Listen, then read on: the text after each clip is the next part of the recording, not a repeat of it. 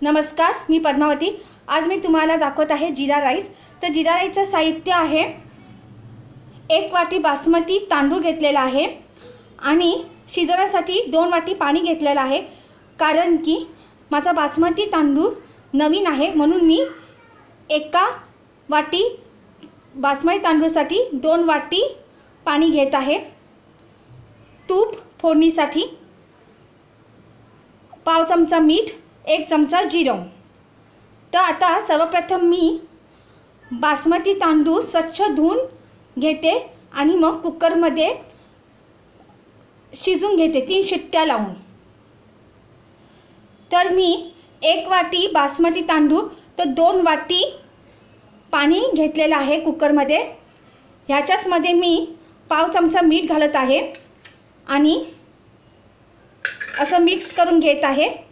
आता याला कुकरचं भांडं लावून मी 3 शिट्ट्या होऊ देणार आहे।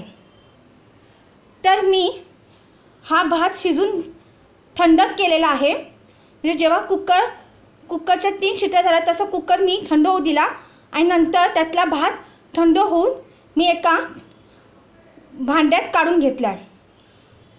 आता इथे मी कढई ठेवली आहे। ती कढई गॅसवर तापत ठेवलेली आहे।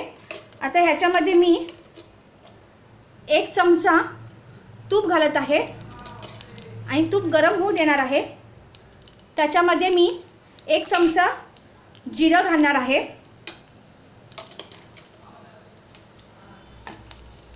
आणि थोडं तडतडू देणार आहे जिरं। आणि नंतर मग मी भात घालणार आहे शिजवलेला। जिरं छान तडतडतंय। आता आपण भात घालूया। आपण आता सगळा भात घालूया। आता मी सगळा शिजवलेला भात घातलेला आहे। आता मी परतून घेणार आहे व्यवस्थित। आता व्यवस्थित परतून घेऊया भात। आता 2 मिनिटं मी हा भात चांगला परतून घेतलेला आहे। आता आपण गॅस काढूया। आपला जीरा राईस झालेला आहे। अशा पद्धतीने जीरा राईस करतात। तुम्हाला माझी रेसिपी आवडली असेल तर लाईक करा आणि सबस्क्राईब करा आणि शेअर करा। धन्यवाद।